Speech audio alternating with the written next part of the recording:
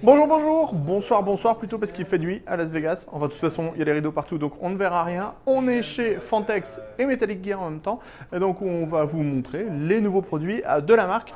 Et on commence avec le premier prototype qui sortira Q2 cette année, à savoir le N2 Lux 2. Alors, on reprend les basiques, à savoir top en aluminium, face avant en aluminium. On exploite le nouveau mesh de la marque. C'est un mesh textile avec un double hexagone en fait. Donc ça fait un trou qui est plus large, mais qui permet de laisser passer plus d'air et pas trop la poussière. Donc c'est plutôt assez bien fait. Comme vous pouvez le voir à l'intérieur du châssis, attention, séance musculation. Tout nouveau châssis à l'intérieur. Cache alimentation. Alimentation qui se met à 90 degrés. Le cache alimentation peut permettre l'installation d'une carte mère en ITX. On a les braquettes ici pour pouvoir mettre la carte graphique à 90 degrés. Et ici, on met l'autre système avec la carte mère en ATX, la carte graphique dans le sens normal ou alors à 90 degrés, comme vous voulez, puisqu'on a toutes les possibilités ici avec tous les braquettes, puisqu'on a des braquettes classiques et des braquettes à 90 degrés. Ensuite, au niveau de l'intégration, on pourra mettre un radiateur de 480 mm dans le haut, un radiateur de 480 mm à l'avant, un radiateur de 360 mm dans le fond. Et si on n'installe pas d'ITX, on pourra mettre un autre radiateur de 360 mm à cet endroit. Alors, on vous le tourne, puisqu'on a aussi la partie arrière. La partie arrière, donc là, comme on le disait, 480 mm aussi sur le fond. Et ici, on a un petit panneau en verre trempé qui vous permettrait de voir vos SSD. Par exemple, là, c'est 3 SSD avec les modèles RGB. Ici, on a un autre système qui est monté quelque peu différemment, puisqu'on a en fait une carte mère, donc une carte mère top secrète, qui vient de chez Gigabyte, qui permet de gérer deux processeurs Intel 26 corps. Donc on pourra faire 26 corps plus 26 corps, plus les 52 threads qui vont avec. Donc ça fera 104 threads au total. Et donc en fait, là, il y a une première alimentation de 1000 watts, une seconde alimentation de 1000 watts. Les deux sont couplés grâce à la Revolt Pro, puisqu'on peut cumuler en fait les wattages. Et donc ça permettra d'alimenter toute la configuration.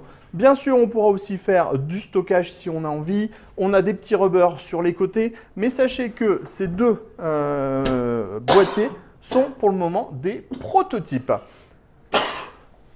Revolt Pro, Revolt X, on en a déjà parlé, on ne va pas revenir dessus.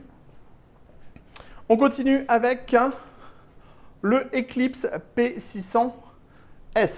Alors, le Eclipse P600S, on en a déjà parlé quand on était au Computex.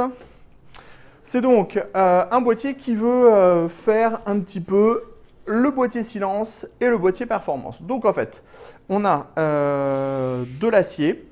Ça sera disponible en gunmetal, en noir, en blanc brillant. Vous avez le blanc brillant ici et le noir là. Au niveau des features, on est sur le châssis du Eclipse, le 500X, non, le P500. Je ne me souviens plus, le modèle qui était juste avant. Et donc, en fait, on a juste un nouveau design avec, par exemple, ici à l'avant, vous voyez, une porte en métal que l'on peut défaire facilement. Si on a envie d'avoir plus d'airflow, eh ben, on retire la partie avant, on retire la partie supérieure et on a du airflow qui est additionné. Bien sûr, on a du système, du matériel pour isoler sur les deux endroits. Les capacités de water cooling, c'est à peu près tout ce qu'on veut dans la partie haute, dans la partie basse. On va vous montrer les trois systèmes qui ont été montés à l'intérieur.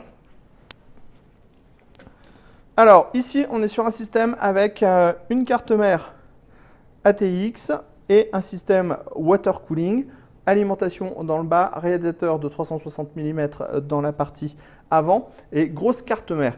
Ensuite, on a ici un système plutôt orienté NAS, mais aussi avec un système gaming. Alors, c'est très simple. Ici, on a tous les disques durs pour le système NAS.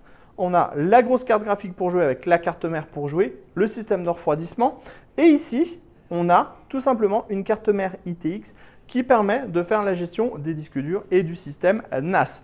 Ensuite, on a une alimentation RevoltX, puisque comme on a des systèmes de splitter, on va pouvoir alimenter et une carte mère ITX et une carte mère ATX. Enfin, dans ce système-là, on est sur du full air cooling. Donc là, on est sur la version orientée silence. Et c'est vrai que si on ouvre les évents, on a le niveau sonore qui augmente, mais on a l'airflow qui va aussi s'additionner. Voilà, comme ceci. Vous pouvez même juste améliorer votre flux d'air en fait en laissant la porte comme ça de travers. Au niveau du prix, vous allez être aux anges, hein, comme souvent chez Fantex. Version avec verre trempé, 149 €. Version silence avec un panneau en acier et le matériel isolant sur le côté, on sera à 139 €. On passe maintenant chez Metallic Gear. Donc il va y avoir 3 nouveaux modèles qui vont arriver. Le Neo Silent, le Neo Air et le Neo G. Donc le Silent est plutôt orienté Silent. Le Neo Air est plutôt orienté Airflow avec beaucoup de mèches à l'avant. Et le Neo G, il est plutôt orienté Tempered Glass. On vous donne tout de suite les tarifs. 49 €, 59 €, 69 €.